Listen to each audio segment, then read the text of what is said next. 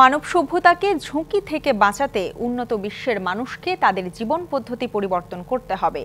জলবায়ু তহবিলের টাকার অঙ্ক নয়, বরং পরিবেশ বিধ্বংসী বিভিন্ন পরিকল্পনার বিরুদ্ধে তার অবস্থান জানালেন প্রধান উপদেষ্টা ডক্টর মোহাম্মদ ইউনূস।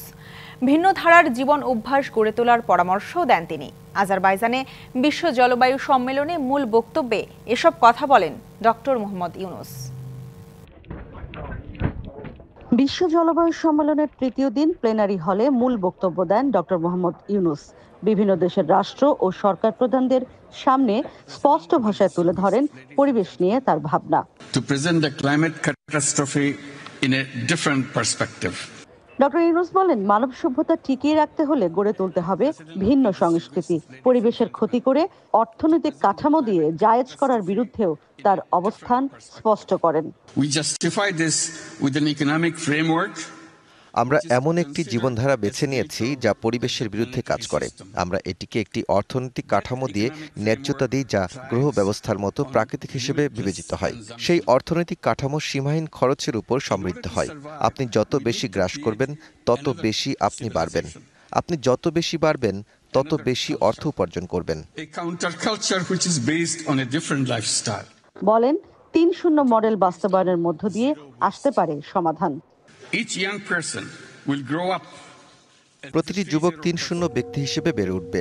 শূন্য নেট কার্বন নিঃসরণ, শূন্য সম্পদ ঘনত্ব, যা শুধু সামাজিক ব্যবসা গড়ে তোলার মাধ্যমে এবং নিজেদের উদ্যোক্তা হিসেবে পরিণত করার মাধ্যমে শূন্য বেকারত্ব। প্রতিটি ব্যক্তি ৩-০ ব্যক্তি হিসেবে বেড়ে উঠবে এবং সারা জীবন ৩-০ ব্যক্তি হিসেবেই থাকবে। এটি নতুন সভ্যতা তৈরি করবে।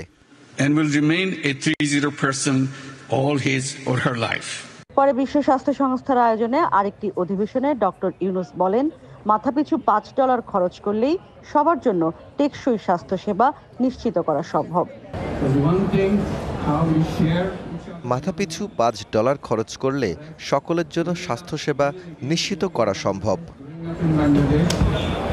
বিশ্ববাসীর কাছে পরিচিত মুখ ডক্টর মোহাম্মদ ইউনূস আনুষ্ঠানিক বৈঠক ছাড়াও বিভিন্ন জনের সাথে সৌজন্য সাক্ষাৎ করেছেন।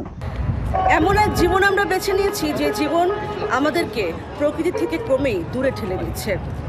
আমরা পরিবেশ বিধ্বংসী বিভিন্ন প্রকল্প হাতে নিয়ে সেটি আবার অর্থনৈতিক কাঠামো দিয়ে তা ঠিক করার বা তা জায়েজ করার চেষ্টা করছি। ডক্টর মোহাম্মদ ইউনূস COP29-এ এই বার্তা দিলেন যে পরিবেশ ধ্বংস করে ভোগবাদী জীবন জারি রেখে আসলে সভ্যতা টিকিয়ে রাখা যাবে না।